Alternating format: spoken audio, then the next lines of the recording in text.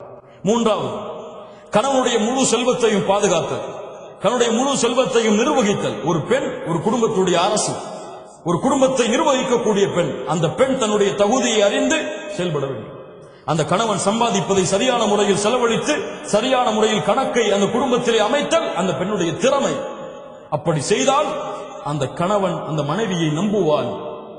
நம்ம மனைவிமார்கள் எல்லாம் மஷா அல்லாஹ் பாதுகாத்தவர்களை தவிர எப்படி எப்ப சம்பள ரேட்டு வரும், எப்ப நகை வாங்கலாம், எப்ப அந்த செலவை முடிக்கலாம் அப்படின்னு சொல்லி பல கடனை வச்சுட்டு தான் அடுத்த மாசத்தை நடத்த வைப்பாங்க. இலாஹ இல்லல்லாஹ். 25ஆம் தேதி சம்பளம் வாங்குவார், 26ஆம் தேதி என்ன செய்யறதுன்னு தெரியாம உட்கார்ந்து இருப்பார். இப்படி இருக்கக்கூடாது. அவருடைய முழு மாதத்தையும் எந்த சிரமமும் இல்லாமல் பொருளாதாரத்தில் ஆக்குதல், அவருக்கு கொடுக்கக்கூடிய வருமானத்தை வைத்து அது மனைவியுடைய திறமை, மனைவியுடைய வலிமை, அதை செயல்படுத்தினால் மகிழ்ச்சியான வாழ்க்கையாக அந்த மாதம் அமையும். நான்காவது, கணவனுடைய அனுமதி இல்லாமல் எந்த முடிவையும் எடுக்காமல் இருத்தல். ஒரு மனைவி ஒரு வாழ்க்கையில் ஒரு முடிவை எடுக்க வேண்டும் என்றால் அந்த இடத்திலே கணவனுடைய அனுமதி என்பது அல்லாஹ் ரப்புல் ஆலமீன் கடமையாக்கிய கடமை, ஃபர்தை தவிர. அல்லாஹ்வுடைய கடமைகள் சட்டங்களை தவிர மற்ற எல்லா விஷயங்களிலும் இந்த உலகத்திலே மனைவி ஒரு பெண் தேர்ந்தெடுக்க வேண்டிய முடிவின் தகுதியானவர் யார்? கணவன் தான். அல்லாஹ்வுடைய தூதர் ஸல்லல்லாஹு அலைஹி வஸல்லம் சொன்னார்கள், புகாரி ரஹிமஹுல்லாஹ் பதிவு செய்கிறார்கள், எந்த ஒரு பெண்ணுக்கும் தகுதி கிடையாது அந்த கணவன் நிலையாக இருக்கும் பொழுது நோன்பு வைப்பதற்கு. நோன்பு வைப்பதற்கு கணவன் நிலையாக இருந்தால் அந்த கணவனின் அனுமதி இல்லாமல் நஃபிலான நோன்பை அல்லாஹ்விற்கு நோற்பதற்கு அனுமதி கிடையாது. என்ன வேண்டும் இதை விட? ஒரு நோன்பு அல்லாஹ்விற்கு செய்ய வேண்டிய நன்மை நஃபில். இந்த நஃபிலை செய்யக்கூடாது கணவனுடைய அனுமதி இல்லாமல். ஒரு இபாதத்தில் அல்லாஹ்வுடைய மார்க்கம் நிபந்தனைகளை கொடுத்திருந்தால் அவருடைய சுய பிரச்சனைகள், சொந்த பிரச்சனைகள், சொந்த முடிவுகளுக்கு பல பிரச்சனைகள் குடும்பத்தில் வருவதற்கு காரணம் அதுதான். கணவனுக்கு தெரியாமல் முடிவை எடுத்தல், இதை கணவன் ஏற்றுக்கொள்ளவே மாட்டான். ஒரு ஆண் தனக்கு கீழே உள்ள ஒரு பெண் தனக்கு தெரியாமல் முடிவு எடுத்தலை ஏற்றுக்கொள்ள மாட்டான். இது அவனுடைய இயற்கை குணம், அவனுடைய ஆளுமை, அவனுடைய இயற்கையாக அமைத்தது. அது அவன் தான் மேலே இருக்க வேண்டும் என்று ஒரு ஆண் விரும்புவான். பெண் அதற்கு ஏற்றாமல் நடந்து கொண்டால் வாழ்க்கை சிறப்பாக இருக்கும். இது எதிலே? அல்லாஹ்வுடைய மார்க்க சட்டங்களை மீறுவதிலே கிடையாது. கணவன் சொல்லுகிறான், இந்த நிகழ்ச்சிக்கு போகிறோம், ஹிஜாப் அணியக்கூடாது. உயிரை பிரிந்தாலும் சரி கணவனுக்கு கட்டுப்படக்கூடாது. இந்த நிகழ்ச்சிக்கு போகிறோம், தொழுகைதானே பரவாயில்லை, நாம் இஷாவோடு சேர்த்து தொழுது கொள்ளலாம், கட்டுப்படக்கூடாது. உயிரை இழந்தாலும் நிறைவேற்றாது. ஏன்? உன் கணவனுக்கு கட்டுப்பட வேண்டும் என்று கூறியவனை யார்? அல்லாஹ். அவனுக்கு கட்டுப்பட்டதற்கு பிறகுதான் அவனுடைய சட்டங்களில் கணவன். லா இலாஹ இல்லல்லாஹ். அல்லாஹ் ரப்புல் ஆலமீன் இதை புரிந்து கொள்ளக்கூடிய வாய்ப்பை நமக்கு தருவானாக. ஐந்தாவது, கணவனுடைய மரியாதையை, கண்ணியத்தை அவர் இருக்கும் பொழுதும் இல்லாத நிலையிலும் கடைபிடித்தல், காத்தல். கணவன் போயிட்டான்னா போனை போட்டு இன்னைக்கு அவர் இப்படி செஞ்சார், இவர் இப்படி செஞ்சார், இன்னைக்கு அப்படி நடந்துகிட்டார் என்கிட்ட, லா இலாஹ இல்லல்லாஹ். புறம் பேசுதலின் உச்சம் தன் கணவனை பற்றி பிறரிடத்தில் சொல்லு. உன் கணவன் பிரச்சனைக்குரியவனாக இருந்தால், உன் கணவன் உன்னை துன்புறுத்தினால், வேதனை செய்தால் யாரிடத்திலே முறையிடு? நீ உன் தோழிக்கு சென்று உன் கணவனுடைய குறையை வெளிப்படுத்துவாயா? அது பாவம், குற்றம். அல்லாஹ்விடத்திலே முறையிடு. அல்லது நீங்கள் இருவரும் பேசி ஒரு சமாதான முடிவை கொண்டு வாருங்கள். அல்லாஹ் ரப்புல் ஆலமீன் அதை தெளிவை கொடுப்பான். ஏன்? உங்களுடைய கணவனுடைய உள்ளத்தை மாற்றுவது யாரிடத்தில் இருக்கிறது?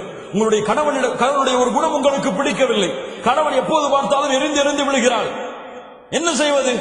உங்கள் தோழி இடத்துல, என் கணவன் எரிந்து விழுகிறான் என் மேல, அவர் தாய் இடத்துல, ஏமா கல்யாணம் பண்ணி வச்சீங்க, அவன் எரிஞ்சு விழுறாமா என் மேல, அப்படி சொல்றதா? அல்லாஹ்விடத்திலே முறையிடு.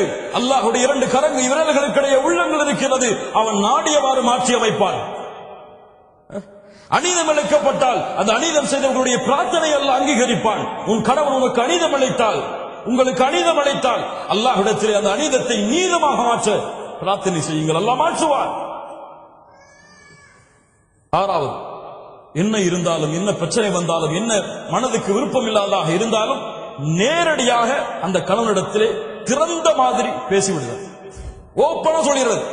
இதான பிரச்சனை, இதான் நமக்குள்ள சண்டை வர்றதுக்கு காரணம், இதை நம்ம திருத்திக்கிட்டா நம்ம வாழ்க்கை சிறந்ததா இருக்கும். மறைச்சு மறைச்சு மறைச்சு மறைச்சு மறைச்சு வெளிப்படையில வந்தா முகத்தை பூசிட்டு போச்சுக்கிட்டு உள்ளத்துல வந்துட்டானே அப்படின்னு நினைச்சு கொண்டு உங்களுடைய வாழ்க்கையை ஓட்டுனீங்க, உங்களுடைய வாழ்க்கை மகிழ்ச்சியான வாழ்க்கையாக இருக்காது. மகிழ்ச்சி என்பது உள்ளம் சம்பந்தப்பட்டது. உங்களுடைய நாவும் முகமும் மகிழ்ச்சியாக இருந்தால் அது மகிழ்ச்சி கிடையாது. அல்லாஹ் ரப்புல் ஆலமீன் அதனால் தான் சொல்லுகிறான் சூரா நிசாவுடைய 128வது வசனம், பெண்களே, உங்களுடைய கணவன் உங்கள் மீது அநீதம் இழைப்பதை நீங்கள் பயந்தால், உங்கள் கணவன் உங்கள் மீது அதிர்ச்சி கொள்வதை நீங்கள் பயந்தால், நீங்கள் இருவரும் சமாதானமாக மாறுங்கள். நீங்கள் சமாதானம் அடைவதுதான் சிறந்தது. அல்லாஹ் சொல்கிறார், இருவரும் பேசி சமாதானம் அடைவதுதான் சிறந்தது. அதனால் பிரச்சனை என்று வந்தால் உடனடியாக நாளைக்கு பேசிப்போம், நாளை கழிச்சு பேசிப்போம், அடுத்த நாள் பேசிப்போம். ஏங்க, இந்த குணம் உங்களுக்கு மாத்திக்கிட்டீங்கன்னா ரொம்ப நல்லா இருக்கும். நம்ம 2 பேருக்கு இடையில சண்டை ஏற்படுத்துறது இந்த குணம் தான். இதை மாத்திக்கொள்ளுங்க, அல்லாஹ் உங்களுக்கு அருள் செய்வோம். அவ்வளவுதான். அல்லாஹ் ரப்புல் ஆலமீன் அவனுடைய அருளால் அந்த குணத்தை அல்லாஹ் ரப்புல் ஆலமீன் மாற்றுவான். 7வது, கணவனை பிறரோடு ஒப்பிடுது. அவருடைய சேலரி அவ்வளவு இருக்குங்க, ஏங்க நீங்க இவ்வளவு சேலரி வாங்குறீங்க? அவரை விட நல்ல திறமையாளி தான் இருக்கீங்க, ஏன் நீங்க அவனமா நடந்து கொள்ளல? அவர் மனைவிக்கு அதெல்லாம் வாங்கி கொடுத்திருக்காரு, இப்ப சேலரி வந்த உடனே நீங்க எப்படி இருக்கிறீங்க? லா இலாஹ இல்லல்லாஹ். இந்த ஒப்பிட்டல் கணவன் மனைவியுடைய வாழ்க்கையில் மிகப்பெரிய பிரச்சனைகளையும் குழப்பங்களையும் ஏற்பட்டு, கணவன் தான் அவன் தான் ராஜா இந்த உலகத்திலேயே அவன் தான் எனக்கு ராஜா, அவனை விட யாருமே கிடையாது என்பது போல் அவனை உணர வைக்க வேண்டும். எனக்கு மிக பிடித்தமானவர் இந்த உலகத்தில் அல்லாஹ்விற்கும் அல்லாஹ்வுடைய தூதருக்கும் பிறகு என்னுடைய கணவன் தான். அதை உணர வைக்க வேண்டும். எல்லா முறைகளிலும், எல்லா இடங்களிலும், எல்லா சூழ்நிலையிலும். நீங்க அவரை கீரை தள்ளிட்டு வேற ஆளை மேல உயர்த்தி பார்த்தீங்க, பிரச்சனைகளும் குழப்பங்களும் அங்குதான் ஆரம்பமாகும். 8வது, கண்ணியமான வார்த்தைகளை கொண்டு பேசுதல். பல பெண்களிடத்தில் இல்லாத குணம் அதுதான். இப்போது இல்ல, மஷா அல்லாஹ் பாதுகாத்தவர்களை தவிர. கஷ்டப்பட்டு உள்ள வருவாரு, கதவை தட்டுவாரு, வந்துட்டாரா கதவை துறமான்னு சொல்லி புள்ளி அனுப்புவாங்க. டீ போட்டு கூடமான்னு கேட்பாங்க. இப்பதானே வந்திருக்கீங்க, பொறுங்க, பிள்ளைக்கு வேலை பார்க்கணும், பிள்ளைக்கு படிப்பு சொல்லி கொடுக்கணும், அதுக்கப்புறம் பார்த்துக்கலாம். ஹூரிலின் பெண் தெரியுமா? அந்த ஹூரிலின் பெண் உங்களுடைய கணவன் மறுமையில் கிடைத்தால், கனவு தட்டப்பட்டால் என்ன சொல்வாள் தெரியுமா? அல்லாஹ்வுடைய தூதர் ஸல்லல்லாஹு அலைஹி வஸல்லம் சொன்னார்கள், அல்ஹம்துலில்லாஹில்லதி அஹ்யாக லனா வ அஹ்யானா லக். எங்களுக்காக உங்களை படைத்த கதவு அப்பதான் திறப்பா நரகத்திலிருந்து வெளியே வந்து, அப்ப அந்த 2 பெண்கள் சொல்லுவார்கள், மனைவிமார்கள் சொல்லுவார்கள், உங்களுக்காக எங்களை படைத்த, எங்களுக்காக உங்களை படைத்த அந்த அல்லாஹ்விற்கே எல்லா புகழும். அவன் அவ்வளவு உச்சத்துல போய் சொல்லுவான். சொர்க்கத்துல என்ன மாதிரி யாருமே கிடையாது இந்த வார்த்தைக்கு பிறகு. லா இலாஹ இல்லல்லாஹ். அஸ்ஸலாமு அலைக்கும் வரஹ்மத்துல்லாஹி வபரகாத்துஹு. வாங்கம்மா, உட்காருங்க, என்ன வேணும், என்ன செய்யணும் உங்களுக்கு, இப்ப எப்படி இருக்குது நிலைமை, சந்தோஷமா இருக்கீங்களா? அழகிய வார்த்தைகளை கொண்டு பழகுதல், பேசுதல், அவனுடைய சூழ்நிலையை புரிந்து பழகிக் கொள்ளுதல், அவனிடத்திலே பேசுதல். 9வது, கணவனுக்கு முன்னால் சத்தங்களை உயர்த்தி பேசுதல் பாவம். கணவனுடைய உள்ளம் நோகும்படியாக நடந்து கொள்ளுதல் பாவம். அல்லாஹ்வுடைய தூதர் ஸல்லல்லாஹு அலைஹி வஸல்லம் கணவனுக்கு அவ்வளவு பணிவை காட்டச் சொன்னார்கள். உங்களுடைய சப்தம் அல்லாஹ்விற்காக உங்களுடைய கணவனுக்கு முன்னால் தாழ்ந்திருந்தால் அல்ஹம்துலில்லாஹ். ஏன்? அது ஒரு மரியாதையாக செய்கிறேன், அது என் கணவனுக்கு கொடுக்கக்கூடிய கண்ணியமாக கருதுகிறேன். அல்லாஹ் அதை கொண்டு உங்களுக்கு பல மடங்கு கூலி கொடுப்பான். இன்னைக்கு அவங்க பேசினா வீட்டை விட்டே வெளியே ஓடிடும், அப்படி இருக்கும். இல்ல மாஷா அல்லாஹ், அல்லாஹ் பாதுகாத்தவர்களை தவிர. கண்ணியத்துக்குரியவர்களே, அல்லாஹ் ரப்புல் ஆலமீன் நம்முடைய நிலைமைகளை சீர்படுத்துவானாக.